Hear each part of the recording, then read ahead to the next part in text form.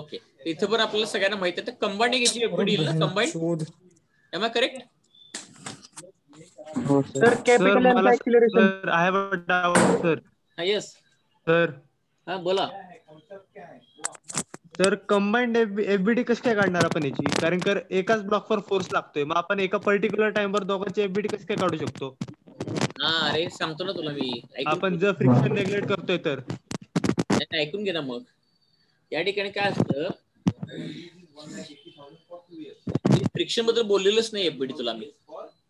हे बघ, कंबाईंड मध्ये एफबीडी कशी असेल, हा स्मॉल एम.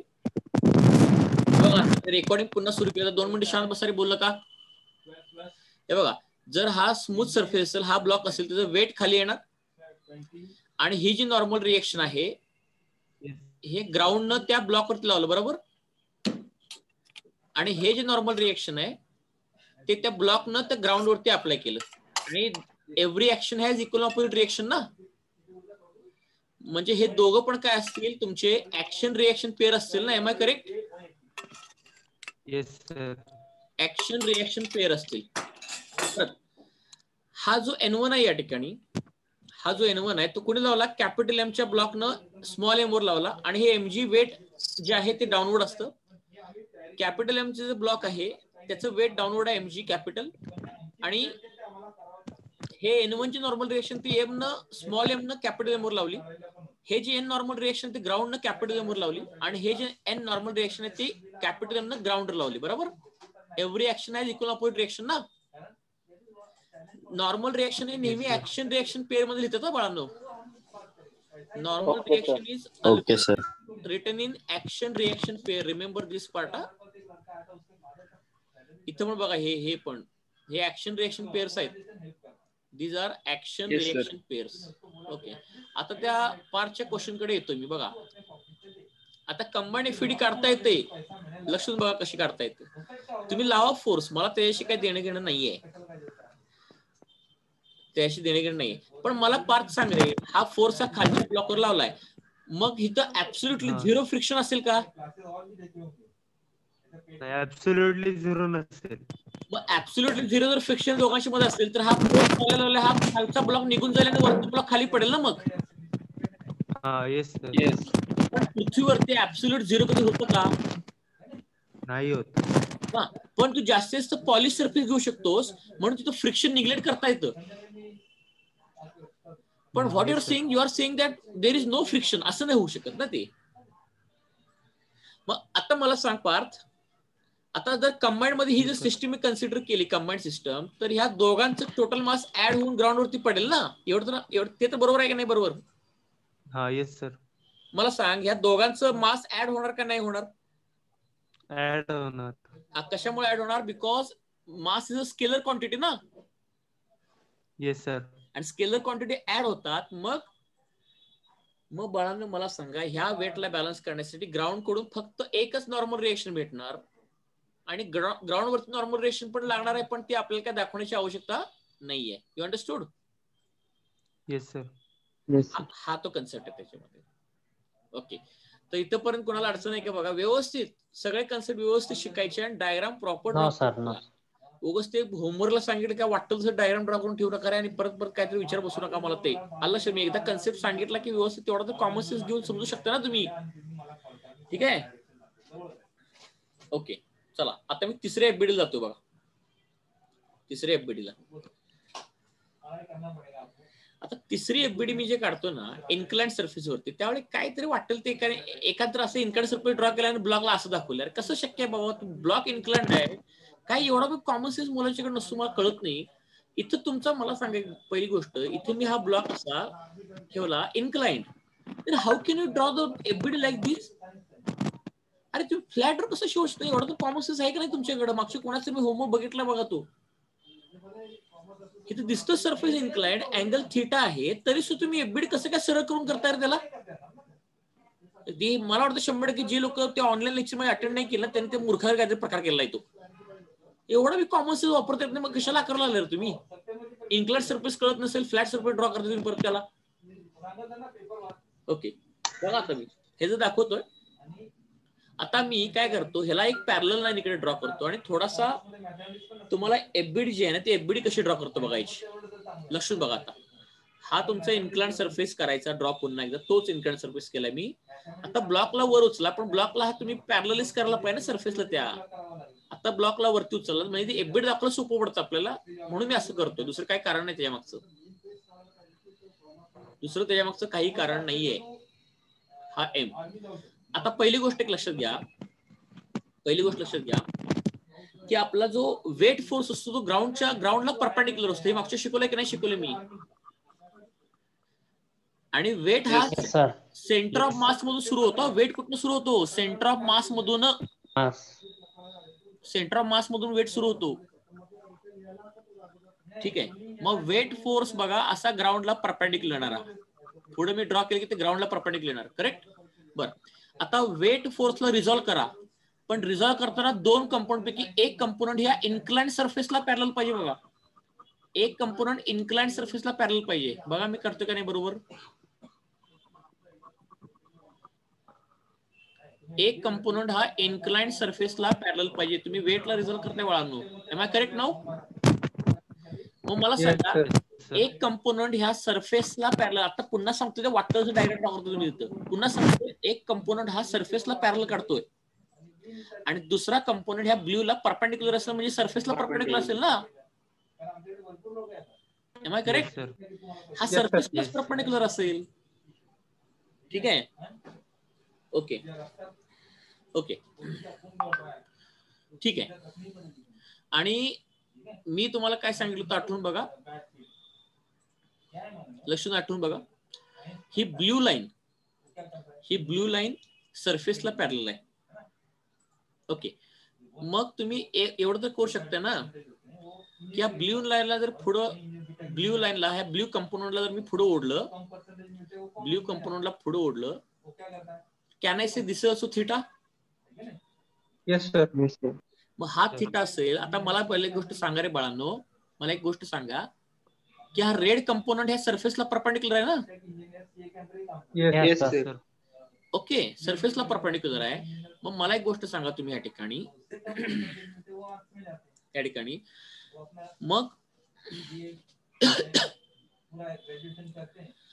आणि दुसरी गोष्ट हा वेट हा ग्राउंडला परपेंडिक्युलर असतो. बरोबर, वेट हा ग्राउंडला परपेंडिक्युलर आहे. मी पुन्हा पुन्हा दाखवणार नाही, मागच्या पण डिराइव्ह करून दाखवलं तुम्ही. हे बघा, हे असं ग्राउंडला इथे परपेंडिक्युलर आहे.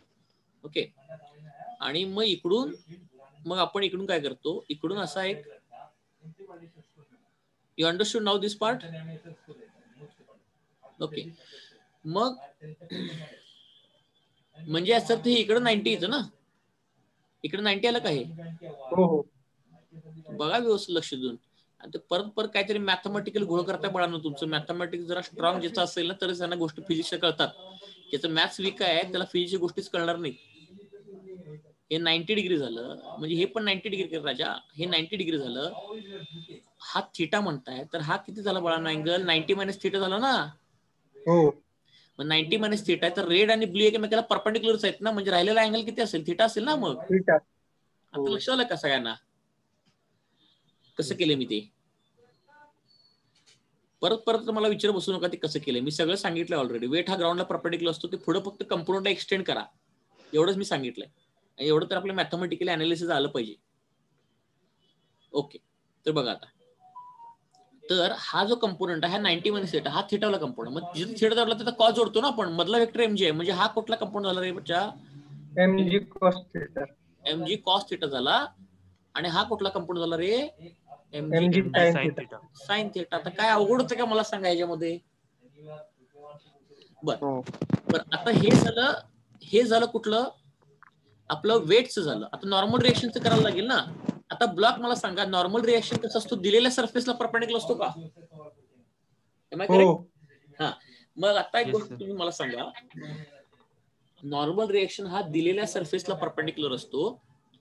तर हे जर बरोबर असेल, तर now you are going to tell me, इथे साईडला ड्रॉ करतो, हा नॉर्मल रिएक्शन कोणी लावलाय? ब्लॉकनी लावलाय इन्क्लाइन्ड सरफेसवर. इन्क्लाइन्ड सरफेस होती. Very good. आणि आता इथं थोडस वरती दाखवतो, जागा नाही मला इथं म्हणून इथं दाखवतो. मग हा नॉर्मल रिएक्शन कोणी लावला? Inclined surface on the block. आता कळलं का कसं काढलं परपेंडिक्युलर मी ते? Yes, sir. Yes you got my point? Yes, sir. आता कॉमन सेन्सने एक गोष्ट सांगा, समजा हा सरफेस स्मूथ असेल, तर हा ब्लॉक खाली येणार. मग कुठल्या कंपाऊंड मग ब्लॉक खाली येतोय? MG sin theta. MG sin theta. बरं, ब्लॉक असा वरती खाली जातोय का? नाही sir. नाही जात. म्हणजे असं तर सरळ मी असं म्हणू का की हा जो नॉर्मल रिएक्शनचा कंपोनंट त्यानं कोणाला बॅलन्स केलं? मग MG cos theta. Can I write down n is equal to mg cos theta now? Yes. Yes sir. Meaning कळलं का आता कसं असतं ते? हा. Yes, sir. म्हणजे एक छोटे इक्वेशन लिहून दाखवले. पुढे अशी भरपूर इक्वेशन तयार करायचे आपल्याला, पण बेसिक आयडिया तर आलं पाहिजे ना तुम्हाला या ठिकाणी काय आहे ते. ठीक आहे, ओके. आणि मी सगळं अँगलवर कसं काढत दाखवलं बाबा. आता तुमचं तुम्ही करा ते कसं अँगल करता बाबा. मी सगळं सांगितलं. आणि कंपाऊंड ड्रॉ करता आयडिया सांगितली. फक्त एमजी ला रिझॉल्व करायचं नेहमी. सगळ्यात सोपी आयडिया असते एमजी ला रिझॉल्व करा. काही काही पुस्तकात नॉर्मल रेशनला रिझॉल्व करतात, पण नॉर्मल रेशन रिझॉल्व केलं की अवघड जातं. एमजी ला रिझॉल्व करा. आणि एमजीचा एक कंपोनंट अलॉंग द सरफेस घ्या आणि दुसरा कंपोनंट सरफेसला परपेंडिक्युलर घ्या. ठीक आहे. आता बघा, अजून एक ब्लॉक सिस्टम आहे आपल्याकडे. समजा असा एक ब्लॉक माझ्याकडे आहे. हा कॅपिटल एम आणि हा स्मॉल एम आणि फोर्स एफ मी या ठिकाणी अप्लाय केला, बरोबर. पुन्हा इथं मी काय करतोय, स्मूथ सरफेस घेतोय. Everything is smooth. अजून फ्रिक्शन इन्क्लूड केलेलं नाहीये. म्हणजे फ्रिक्शन नाहीये असा अर्थ होत नाही. फ्रिक्शन आहे तिथं, पण निग्लिजिबल व्हॅल्यू असं म्हटलं मी. ठीक आहे. मग पूर्ण सिस्टीम जर कन्सिडर केली आपण, तर ह्याची एफबीडी बघा. पूर्ण सिस्टीम जर कन्सिडर केली तर ह्याची एफबीडी कशी येते? ह्याची FBD small M capital M, त्यावरती मी फोर्स लावला एफ. ओके. आता जर पूर्ण ही सिस्टीम जर मी कन्सिडर केली ऍज अ एफबीडी ड्रॉ करण्यासाठी, हे बघा, कुठल्याही फोर्सची न्यूटन्स लॉवरचे प्रॉब्लेम सोडवायचे असतील ना, तर एक पूर्ण एफबीडी घ्यायची आणि इंडिव्हिज्युअल एफबीडी घ्यायची. मग सायमल्टेनियस इक्वेशन्स तयार होतात, त्यांना सॉल्व्ह करायचं आणि अननोन फाइंड आउट करायचं. म्हणून ती पूर्ण एफबीडी पण गरजेची. आता कळलं का तुम्हाला काय म्हणतोय मी? Yes sir. ते कसं असते, मग इक्वेशन समजा कमी असतील आणि अननोन जास्त झाले की सुटणार नाही ना मग इक्वेशन ते. म्हणून पूर्ण एफबीडी घ्यायला लागते. मग आता मला सांगा, इथं फोर्स लावला की ह्या ब्लॉक मध्ये काय येणार आहे बाळांनो? Acceleration. मग आता ही पूर्ण एफबीडी झाली का? आता पूर्ण एफबीडी असेल तर नॉर्मल रिएक्शन दिसतील का मग तुम्हाला? आता इथं नॉर्मल रिएक्शन तुम्हाला दिसणार का? कारण पूर्ण एफबीडी हा नाही दिसणार. हा Cancel out होणार. हा ते सध्या हा ते इंटरनली कॅन्सल होणार. Am I correct? Yes, sir. आता सेपरेट जर तू ड्रॉ केलास ना, आता बघा सेपरेट जर ड्रॉ केला ना, तुम्ही इकडे एफ लावा. मग आता मला सांगा, ही नॉर्मल रिएक्शन कुणी लावली? Capital M. Capital M. Small M. आता याचं ऍक्सेलरेशन पण एच असेल. दोघांचं ऍक्सेलरेशन सेम असेल ना रे? Yes sir. हो सर. Yes. आता मला सांगा, ही नॉर्मल रिएक्शन कोणी लावली? Small M. Small M. Okay. पण हे दोघांची व्हॅल्यू इक्वल पाहिजे ना दोघांची? Yes sir. Yes. Yes sir. Yes. Direction opposite पाहिजे. ऍक्शन रिएक्शन पेअर म्हणायचं. काय म्हणायचं? Action reaction pair. Action reaction pair. Okay, हे झालं. आता याचं पण ऍक्सेलरेशन असेल a. Now you understand this part? Yes. sir. आता फक्त आपण हॉरिझॉन्टल यावरती फोर्सेस दाखवलेले आहेत. फक्त तुम्हाला बेसिक आयडिया कळली पाहिजे. आता मी पुढे होता, तुम्हाला कळलंय सगळं. परत विचारत बसू नका ते काय असतं. आणि मी तुम्हाला टेन्शन फोर्स बद्दल मागच्या सांगितलं होतं. हे बघा, टेन्शन फोर्सचं सगळं एक्सप्लेन केलेलं आहे. आता टेन्शन फोर्सला काय करायचं, मी काय सांगितलं होतं, जॉईंट पासून किंवा टाईड एंड पासून टेन्शन फोर्स ऑलवेज कसा असतो? अवे असतो ना? Yes. Away. आता मला सांगा, या माणसानं आता दोरी पकडलेली आहे. तो माणूस इकडे फोर्स लावतोय. मग टाईड एंड कुठले कुठले आहेत सांगा? तो हातात Block. मग ह्या दोन्ही पण जॉईंट पासून टेन्शन फोर्स कसं गेला पाहिजे? अवे गेला पाहिजे ना? Away. आणि या दोन्ही पण टेन्शन फोर्सची व्हॅल्यू काय असणार आहे? इक्वल. पण ह्याच्या मागचं मी कारण सगळे सांगितलं ना तुम्हाला. पहिलं कारण काय सांगितलं की string is Massless. Friction, massless. कारण काय होतं की स्ट्रिंग वरती जर स्ट्रिंगचं मास वाढलं ना, तर जिथं फोर्स अप्लाय केला ना, तिथलं मग टेन्शन वाढतं की नाही बाळांनो? मग येस सर. कारण मला सांगा force is equal to mass into, acceleration. मग तुम्ही मला सांगा जर याचा अर्थ तुम्ही जर मासला इन्क्रीज केलात तर अप्लाय होणारा फोर्स पण जास्त लागतो ना मग. इन्क्रीज. आता एक मला सांगा स्ट्रिंगचं जर मास या ठिकाणी वाढवलात, सपोज तुम्ही स्ट्रिंगचं मास वाढवलात, तर स्ट्रिंगचं मास वाढलं तर कुठल्या पॉईंटला आपण फोर्स लावतो रे? ह्या पॉईंटला फोर्स लावतो ना आपण. Yes sir. मग मला सांगा स्ट्रिंगचं जर मास वाढला तर आपण जो लावणार फोर्सची व्हॅल्यू पण वाढणार का नाही वाढणार? Yes sir. आणि जर फोर्सची व्हॅल्यू वाढली तर त्या पॉइंटला लागणार टेन्शन जास्त होईल ना मग. Yes sir. मग या पॉइंटला टेन्शन जास्त झालं, पण या पॉइंटला कसं आहे रे ते मास, आता ऍक्च्युली मास आणि फोर्स आपण जिथे लावतो त्यामध्ये डिस्टन्स जास्त आहे ना मग. Yes sir. Yes sir. मग इथलं टेन्शन कमी होतं आणि इथलं टेन्शन जास्त येतं. मग टेन्शन वेगवेगळं आले की मग आपल्याला इक्वेशन सॉल्व्ह करायला फार कॉम्प्लिकेशन्स होतात. You getting a point? Yes. Yes sir. Okay.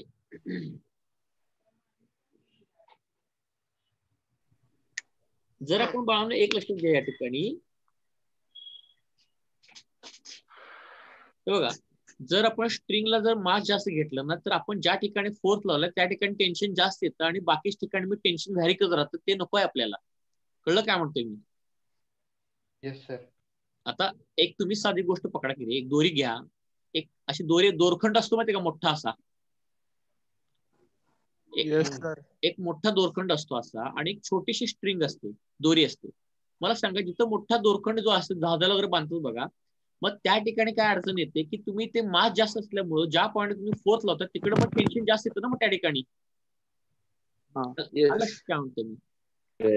नाहीतर मी इक्वेशन सॉल्व्ह करायला अडचण येते, कारण every action has equal opposite reaction. जर तुम्ही टेन्शन बघा मास जास्त घेतला तर तुम्ही ज्या पॉईंटला फोर्स अप्लाय करता त्या फोर्सची व्हॅल्यू वाढते आणि फोर्सची व्हॅल्यू वाढली की मग त्याला बॅलन्स करणारा टेन्शन सुद्धा वाढतो ना मग point of application of force जिथं आहे, point of application of force त्या ठिकाणी काय होतं बाळांनो, मग टेन्शन फोर्स जास्त येतो आणि बाकीच ठिकाणी टेन्शन व्हॅरी करत राहतं. मग am I clear about this? Yes sir. Okay. म्हणून आता कळलं का ते मासलेस का कन्सिडर करायचं, कारण हे दोन्ही पण टेन्शन मला सेम दाखवायचे आहेत ना. Tension should be constant. Tension should be constant and uniform through out the string. Tension should be uniform. Tension should be uniform throughout the string. Throughout string. त्यासाठी हे अझम्पशन केलंय. मग तुमचं तुम्ही समजून घ्या, घरी वगैरे एक्सपेरिमेंट करून बघू शकता. ते मासलेस आणि मास न घेता काय होतं म्हणजे बघा तुमचं करून, तुम्हाला कळेल मला काय बोलायचं ते. त्याचं एक्झाम्पल तर आता मला आठवत नाही, एक्झाम्पल कुठलं द्यायचं तुम्हाला. मास जास्त घेतला आपण, हा आता काय होतं माहितीये का, मास जास्त घेतला ती स्ट्रिंग पण स्ट्रेच होतं ना पुढं आणि तो रेडियस वर कमी होतो माहितीये का. ते असं कॉइल्ड असतं ते, त्याचं रेडियस कमी होतं ते खेचल्यावर त्याला. ती यात्रा. हा ठीक आहे, त्याचं काय नाही, त्याचं काय यात्रा मित्र कुठलं नाही बाबा. ठीक आहे. String is frictionless and massless. But ठीक आहे, जास्त मी डिटेल मध्ये जात नाही. तुम्हाला फक्त न्यूटन सेकंड ला force dielectric mass and acceleration. जर स्ट्रिंगचं मास वाढलं तर जिथं आपण फोर्स अप्लाय करतो ना त्या ठिकाणचा फोर्स वाढतो, मग त्या ठिकाणचं टेन्शन वाढतं, पण बाकीच्या टेन्शन मग कमी राहतं ना मग. त्या पॉईंटला मला सांगा फोर्स, ह्या पॉईंटला फोर्स अप्लाय केलाय का तुम्ही? नाही, फोर्स अप्लाय नाही केला. नाही केला, मग तिथलं टेन्शन कमी राहील ना, मग व्हॅरी होईल ना टेन्शन मग त्या ठिकाणी. ओके. आणि हे टेन्शन फोर्स काय असतं माहिती आहे का, ते मोलिक्युल जे असतात ना एकमेकांना जोडलेले, ते मोलिक्युल्स मुळे टेन्शन फोर्स क्रिएट होतो. जर रबर मध्ये असतो माहिती का इंटरनल रिस्टोरिंग फोर्स, ते टेन्शन फोर्स ऍक्च्युअली त्या मोलिक्युल्स मुळे असतं. मग जेवढे आपण मास वाढवणार ना, तुम्हाला मागचे डायग्राम ड्रॉ करून दाखवले बघा, माहितीये की मी जर स्ट्रिंगचं मास वाढवलं ना तर होतं काय प्रॉब्लेम माहितीये का, की हे बघा हे जे मोलिक्युल्स असतात ना, तर मोलिक्युलवर विचार केला की तुम्हाला पटकन कळेल बघा. जर मास वाढले की नंबर ऑफ मोलिक्युल्स वाढले, एम आय करेक्ट? येस. आता स्ट्रिंग मध्ये नंबर ऑफ मोलिक्युल्स वाढलेत आणि तुम्ही ह्या पॉइंटला जर फोर्स लावला तर जेवढा मास जास्त, हे बघा आता हे मोलिक्युल्स काय करणार, तर फोर्सला ऑपोज करणार ना ऍज अ टेन्शन फोर्स म्हणून. Yes yes sir. Molecules are tension force म्हणून त्या फोर्सला अपोज करणार आहे. मग correct. Yes, yes sir. Sir. मग जर मास वाढलं तर नंबर ऑफ मॉलिक्युल्स वाढले का? आणि येस सर. नंबर ऑफ हा, वाढले की yes. टेन्शन फोर्स वाढला ना मग. Yes you understood. मग इथं मग टेन्शन काय येतं? मॅक्झिमम येतं. ओके. पण जसं जसं डिस्टन्स वाढेल ना, मग ज्या ठिकाणी मी फोर्स लावला त्या ठिकाणी हा फोर्स इम्पॅक्ट जास्त होईल. पण मी इकडे फोर्स लावलेला नाही, मग इकडे फोर्स इम्पॅक्ट कमी होत जाईल ना. हा येस सर सर. मग फोर्स इम्पॅक्ट कमी होत गेला तर बाळांनो इथलं टेन्शन काय राहतं मग? कमी कमी. राहतो. मिनिमम. आलं लक्ष तुमचं काय बोलतोय मी? हा येस सर येस. पण फोर्स कमी कमी होत जाणार आणि फोर्स मॅक्झिमम इथे राहणार, टेन्शन मॅक्झिमम. मग असं टेन्शन जर व्हॅल्यू झालं की मग इक्वेशन सोडायला अवघड जाते ना मग. म्हणून ते मासलेस म्हणून घेतो आपण त्या स्ट्रिंगला. कळलं का? Yes sir yes sir. म्हणजे मासलेस घेतल्यामुळे काय होतं? स्ट्रिंग मधले नंबर ऑफ मॉलिक्युल्स कमी झालेत असं आपण इमॅजिन केलं. मग जिथं आपण फोर्स अप्लाय करतोय तिथले पण मॉलिक्युल्स कमी आणि मागचे पण मॉलिक्युल्स कमी. मग अप्रॉक्सिमेटली सगळीकडचं टेन्शन सेम राहतं ना मग. Yes sir Yes. आता कळलं का क्लॅरिटी मध्ये काय आहे ते रियालिटी मध्ये? येस सर येस हे तर मागच्या सांगितलं होतं ना मी, का असं मासलेस तुम्हाला अर्थ पण कळला पाहिजे मासलेस का असं कन्सिडर केलं होतं या मागचं ते. म्हणजे टेन्शन हा एक मॉलिक्युलर फोर्स आहे, तो ऍक्च्युअल नाहीये, तो आपण फोर्स लावल्यामुळे येतोय. ओके. आणि दुसरी गोष्ट आपण काय कन्सिडर करतो? स्ट्रिंग इज इनएक्सटेन्सिबल ना. Yes. Yes sir. Yes yes string is inextensible. आता मला सांगा स्ट्रिंगची इनएक्सटेन्सिबल आहे हे आपण जर असं कन्सिडर जर नाही केलं तर ते प्रॉब्लेम कुठे येतो माहितीये का? ते इन्क्लाइन सर्कलचा प्रॉब्लेम येतो ना. आपण ते पुली सिस्टम बघितली तर बघा माहितीये का? Yes sorry. आता स्ट्रिंग समजा इनएक्सटेन्सिबल जर नसेल म्हणजे एक्सटेंड होणारी असेल. इनएक्सटेन्सिबल म्हणजे length of string remains constant ना. Yes sir length of string remains constant. Length of string remains constant. आता प्रॉब्लेम काय होतो बाळांनो माहितीये का? जर असं नाही घेतलं तुम्ही तर अडचण या ठिकाणी अशी येते. बघा ती अडचण काय येते या ठिकाणी. मग ती अडचण या ठिकाणी अशी येते की समजा हे अशी मोशन चालू आहे, मोशन अशी चालू आहे. तर तुम्ही एक विचार करा, हा जो ब्लॉक आहे त्याला समजा या छोर पासून काहीतरी डिस्प्लेसमेंट एक्स केलं तर याचा अर्थ हा पण ब्लॉक काहीतरी किंवा सेंटर ऑफ मास पासून पकडा. सगळ्यात सिंपल असं सेंटर ऑफ मास पासून घ्यायला डिस्प्लेसमेंट, कारण ते काढायला पण सोपं जातं ना सेंटर ऑफ मास. हे बघा सेंटर ऑफ मास पासून समजा हा काहीतरी एक्स डिस्प्लेस झाला, म्हणजे या ब्लॉकचं सेंटर ऑफ मास काहीतरी एक्स डिस्प्लेस झालं, तर याचा पण सेंटर ऑफ मास काहीतरी एक्स डिस्प्लेस होणार ना बाळांनो मग. येस सर हा, yes sir. Centre of mass वर लक्ष द्या, ब्लॉक वर घेऊ नका. कारण ते प्रॉब्लेम काय होतो, तुम्ही ब्लॉकचा ही कडा घेणार का ही कडा घेणार, कन्फ्युजन होतं ना मग ते. येस तू ब्लॉक मूव्ह झाला म्हणजे सेंटर ऑफ मास मूव्ह झाले. मग याचं सेंटर ऑफ मास जर एक्स डिस्टन्स मूव्ह झालं तर याचं पण centre of mass x distance move होईल. पण हे कधी जर ह्या स्ट्रिंगची लेंथ काय राहिली तर रे कॉन्स्टंट. हा. आणि समजा स्ट्रिंग जर फ्लेक्झिबल असेल, इफ फ्लेक्झिबल झाली तर किंवा स्ट्रिंग समजा फ्लेक्झिबल म्हणण्यापेक्षा आपण असं म्हणूयात स्ट्रिंग जर एक्सटेंड झाली तर मला सांगा रे बाळांनो, एक्सटेंड झाली तर हे दोन्ही डिस्प्लेसमेंट सेम येतील का मग? No sir no sir. आलं लक्षात काय म्हणायचं आहे? स्ट्रिंग एक्सटेन्सिबल का Yes, sir. कळलं आता? Yes sir okay. आणि दुसरी गोष्ट, स्ट्रिंग वर दोन्हीकडे लागणारा tension force across the pulley काय राहतो नेहमी? कॉन्स्टंट ना. कॉन्स्टंट. कारण हे आता शिकलोय की स्ट्रिंग मासलेस Massless. आहे, हा टेन्शन युनिफॉर्मच राहतं. आणि दुसरी गोष्ट स्ट्रिंग ही इनएक्सटेन्सिबल असल्यामुळे डिस्प्लेसमेंट सेम होतं, बरोबर आहे? येस सर आता मला सांगा बाळांनो, येस सर. जर ह्या दोन्ही ब्लॉकचं डिस्प्लेसमेंट जर सेम झालं तर आता एक गोष्ट सांगू का? Acceleration is equal to double derivative of the displacement ना. येस आता Yes, डबल sir. डेरिव्हेटिव्ह म्हणजे काय? आता मला सांगा रे, व्हेलॉसिटी म्हणजे काय? Change in displacement upon change in time, बरोबर? टाइम. येस. ऍक्सलरेशन म्हणजे काय? Change in velocity upon change in time ना. येस पण आता मला सांगा व्हीच व्हॅल्यू पुट करा, व्हीच व्हॅल्यू पुट केले की ते डबल डेरिव्हेटिव्ह झाली का नाही? Yes yes sir. Which value put करा dx बाय dt, म्हणजे D square by dt square झालं का? ओके. Yes sir. हा. आता बेसिकली मला म्हणायचं काय, जर दोन्ही ब्लॉकचं डिस्प्लेसमेंट जर सेम झालं, स्ट्रिंग इनएक्सटेन्सिबल असेल तर दोघांचं ऍक्सलरेशन पण सेम राहील ना मग. Yes yes sir. आता कळलं का पुली प्रॉब्लेम मध्ये दोघांचं ऍक्सलरेशन आपण सेम का घेतो ते? येस सर हे ऍक्च्युली हा पार्ट बऱ्याच मुलांना अवघड होतो, पण मला वाटतं मी तुम्हाला फार सोपं सांगितले कसं एक्सप्लेन स्ट्रिंग्स वगैरे कसं आहे ते कळलं का तुम्हाला लॉजिक मागचं? Yes sir. म्हणजे तुम्हाला प्रश्न पडता का Yes, sir. ऍक्सलरेशन सेम का घेतलं वगैरे असं कळलं का आता? Yes, okay. sir. सर आपण या स्ट्रिंगला मग परफेक्टली इलास्टिक म्हणू शकतो ना? हा तेच की परफेक्टली इलास्टिक म्हणजे लेंथ काही चेंज होणार नाही ना तुझी. हो. तरच ना म्हणून मी ते फ्लेक्झिबल शब्द काढून टाकलो ना तो ऍक्च्युअली त्याला परफेक्टली इलास्टिक म्हणायला पाहिजे ना ते आपण.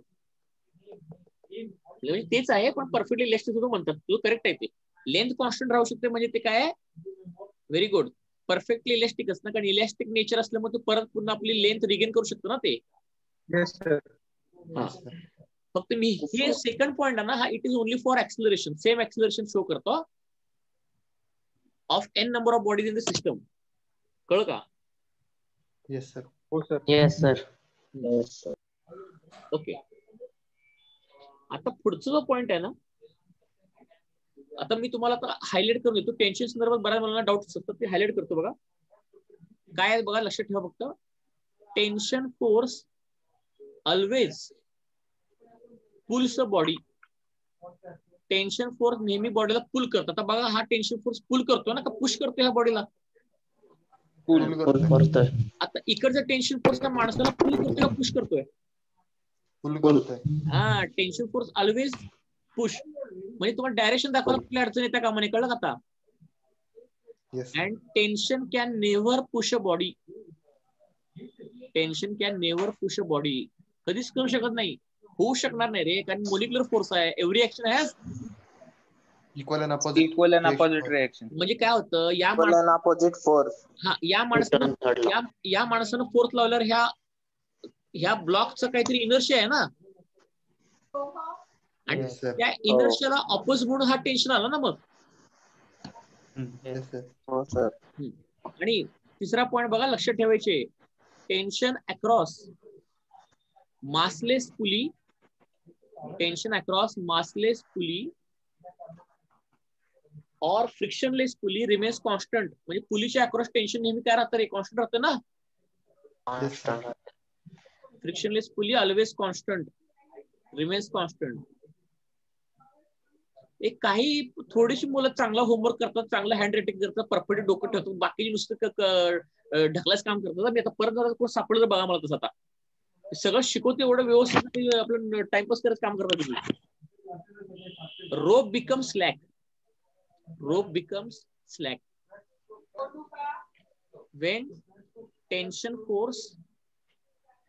when tension force becomes zero.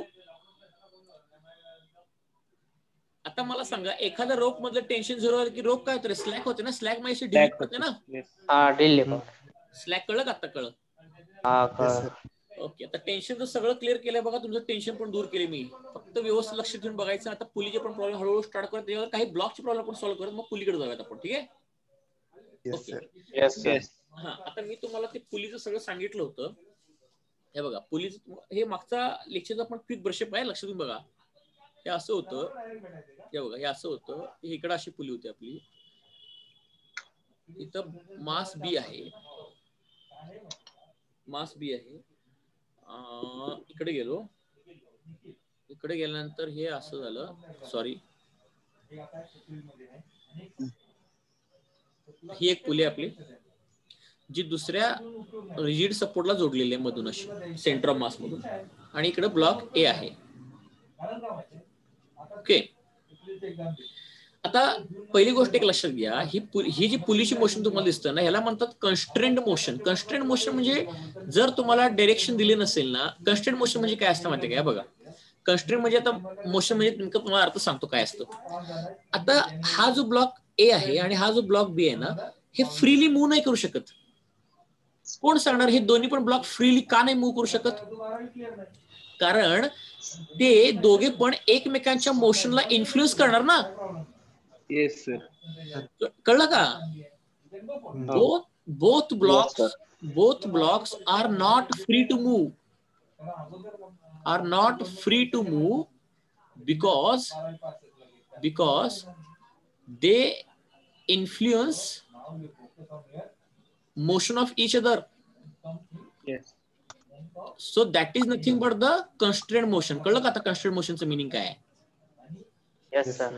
हा, आता कन्स्ट्रक्ट मोशनचं मिनिंग जर कळलं ना, आता मी तुम्हाला या ठिकाणी म्हटलेलं नाही की कोणाचं मास जास्त आहे. जर तुम्हाला कोणाचं मासवर काही दिलं नसेल, मोशन कुठे होणार काय माहित नसेल ना, तुमच्या मनानं काय पण घ्या, चालतं.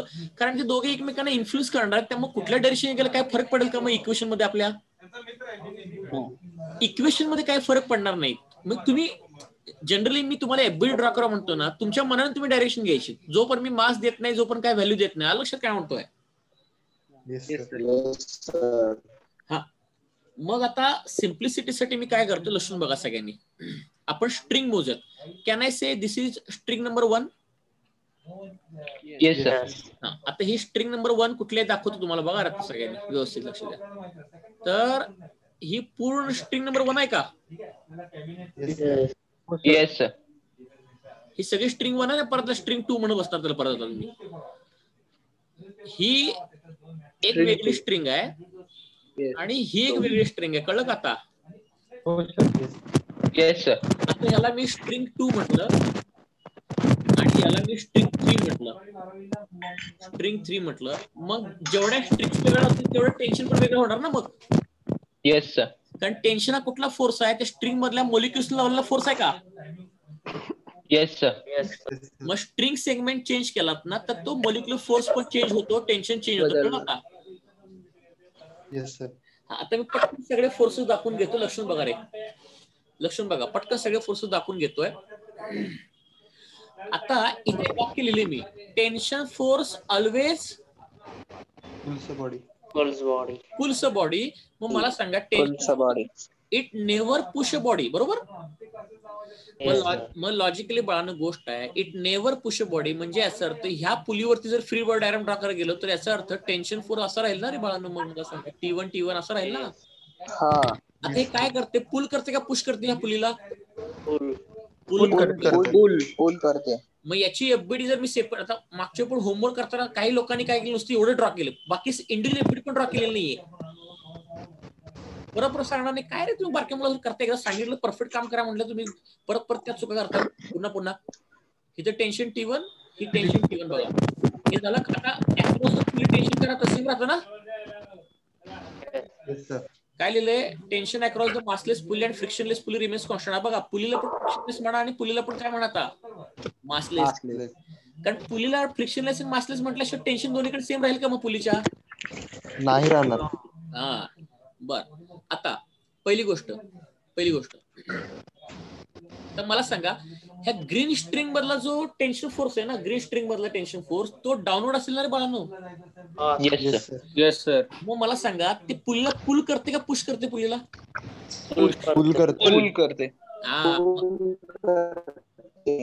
मग all the tension forces are pulling the pulley. ही पहिली FBD. Can I say FBD 1 on pulley 1? Yes sir. Okay, now I am going to draw FBD 2. FBD 2 बघा, हा ब्लॉक ड्रॉ केला मी या ठिकाणी. ब्लॉकचं मास आहे बी, सॉरी काहीतरी एमबी मास आहे असं ब्लॉकचं पण कन्सिडर करू. आता एक तर गोष्ट कळते ना आपल्याला, एमबी इंटू जी ना. Yes sir. हा, पण या ब्लॉक वरती जे टेन्शन फोर्स असेल तो कसा असेल रे मग? अपवर्ड डिरेक्शन मध्ये. Away from point of contact. परत तो कसा झाला? पुलिंग झाला ना. Yes sir. सगळ्या केस मध्ये पुलिंगच आहे बघा. ते कधी पुशिंग होतच नाही. एवढं जर लक्षात ठेवला तर मला सांगा, टेन्शन बद्दल टेन्शन काय घ्यायची गरज आहे का आता? No sir. Yes, very good. आता बघा एफबीडी 3 आपण ती पुलीवरची काढायचं. एफबीडी 3 काढण्यासाठी पहिली गोष्ट, एफबीडी 3 ला कुठली स्ट्रिंग आहे? तीच आहे ना ब्ल्यू कलरची, ब्ल्यू वाली आहे ना. Yes sir. Blue and orange. Blue and orange. आता ब्ल्यू वरचं टेन्शन तर सेम राहील ना सगळीकडे through out the string. Yes sir. आता मला सांगा, याच्यावरचे टेन्शन फोर्स कसे असतील आता? The blue one string will give downward and orange will give upward. Very good. Pulling पाहिजे ना नेहमी ते. Yes sir. Very good. तर हे इथं तुमचं T1 येणार आणि हे पण इथं T1 येणार. आता फायनल मी एफबीडी ड्रॉ करतोय, ती म्हणजे या ब्लॉक वरती मी एफबीडी ड्रॉ केली तर ते असणार आहे, याचं वेट असणार आहे MA into G. Am I correct? Yes sir. Yes sir. आणि पुढे काय असणार सांगा? T1 upward. T1 अपवर्ड आलं का? Upward. Yes sir. I hope now how to show the all the forces in the pulley आता क्लिअर झाला असेल सगळ्यांना. Yes sir. येस आता शेवटचा फोर्स मध्ये मी डिस्कस करतोय फ्रिक्शन फोर्स. आता फ्रिक्शन फोर्स जो आहे ना मुलांना, तो फ्रिक्शन फोर्स कसा असतो माहितीये का, की तुमची मोशन जे असेल त्या मोशनला काय करतो, ऑपोज करतो ना. Yes sir. Opposite to it. Opposing to motion, opposition to motion, opposition to a motion.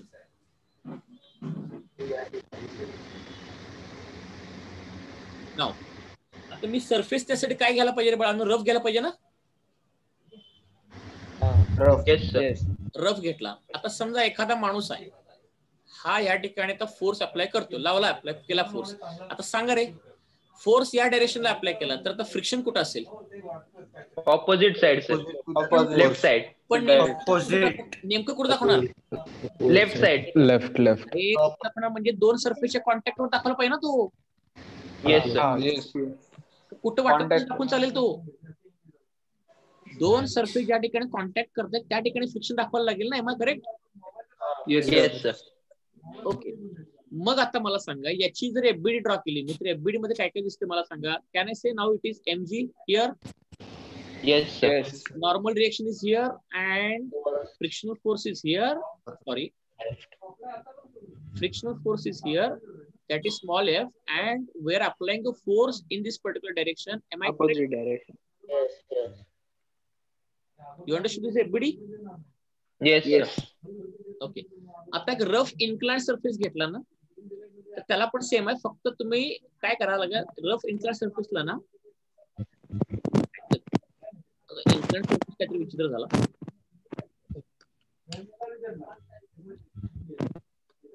Rough incline सरफेसला समजा मी केलं, तर ठीक आहे. आता मी परत सांगणार नाही कसं केले, हा वेळा तर सांगत बसावं लागतं मला सगळ्या गोष्टी. आणि जी लोक अतिशय चांगल्या प्रकारे होमवर्क करताना बाळो, हे इन्क्लाइंड आहे, तर तुम्ही इथे इन्क्लाइंड काढा. काही लोकांनी तर असंच काढलं आणि त्याला काढून असं काय दाखवलं, एमजी कॉस काय वाटतं दाखवलं रे. इन्क्लाइंड म्हटलं इन्क्लाइंड बघा ना, तिथे इन्क्लाइंड केलेलं असते ते.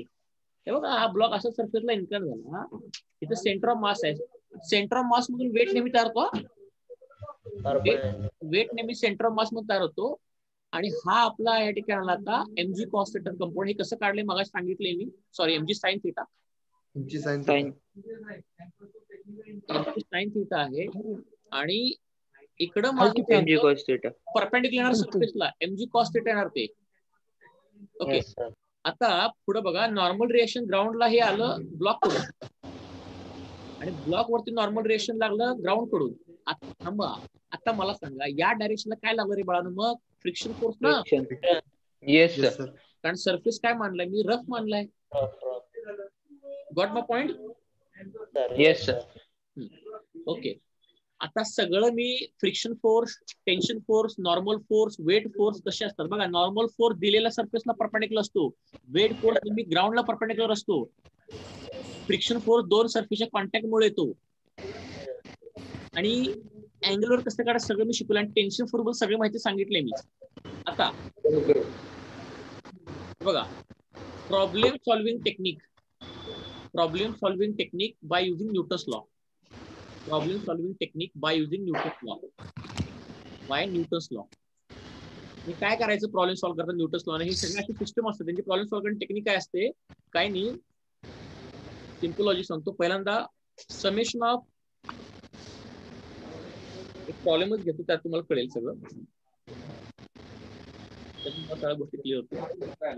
ओके.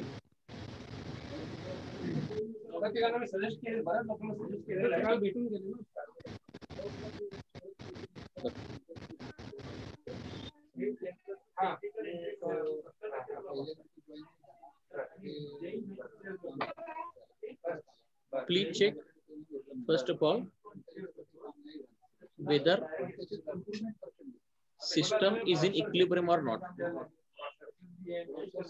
Equilibrium or not. ठीक आहे.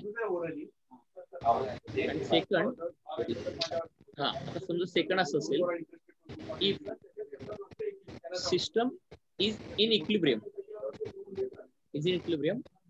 देन कोण सांगणार आहे what is the meaning of equilibrium? Sir, where no external force are acted.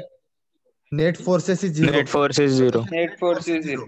Constant, sir. Net force is constant. म्हणजे can I say summation of all the forces in X direction is equal to 0. Yes. Summation of forces in y direction is equal to 0 and total net forces are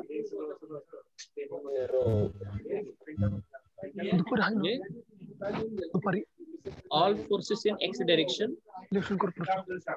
all forces in horizontal direction, बरोबर ना? Yes sir. Add up to 0 and all forces in vertical direction add up to 0, बरोबर ना? Clear झालं का बघा?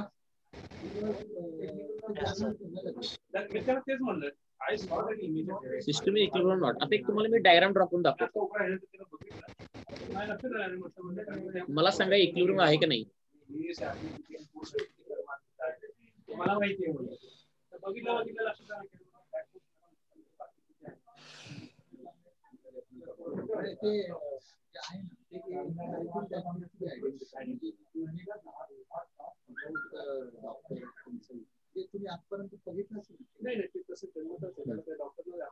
String A, string B, string C. मला सांगा हे इक्विलिब्रियम आहे की नाही?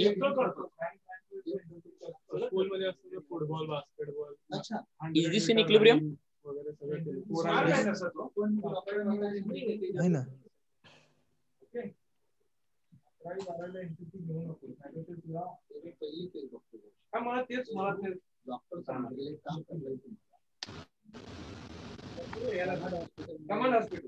सांगा इक्विलिब्रियम आहे काय?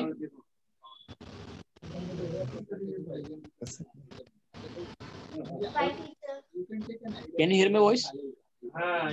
Yes, sir. इक्विलिब्रियम आहे का बघा? Yes, sir. Okay, very good. कारण हे मूव्ह होणार ना, इकडे सगळं जोडले ते. It won't. ठीक आहे. तर आज आपण काम करू. आज एक एक्स्ट्रा लेक्चर मी घेणार आहे संध्याकाळी. Evening at 8 PM extra lecture for numericals on laws of motion.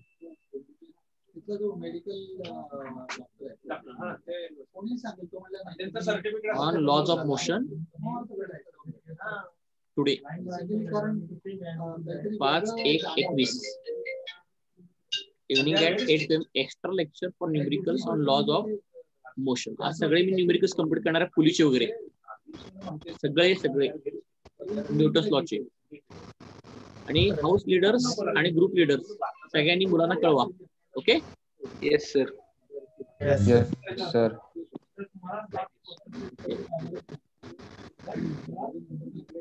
ठीक आहे.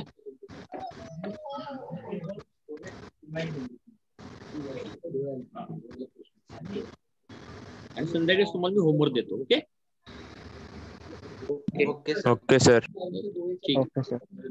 नोट सेव्ह करतो. नोट ज्यांनी लिहून घेतलेला आहे ते मागच्या वेळेस सगळ्या लिहून घ्या व्यवस्थित. नोट्स बघू. ठीक आहे? Okay.